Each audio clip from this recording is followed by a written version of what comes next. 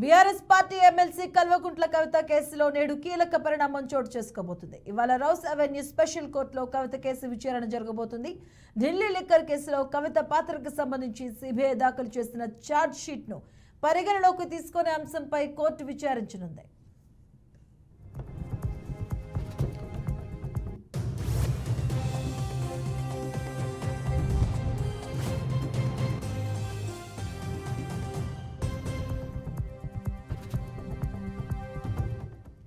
ఇక Delhi liquor scam కేసులో గతంలోనే కవిత పాత్రపై సిబిఐ ఛార్జ్ షీట్ దాఖలు చేసింది.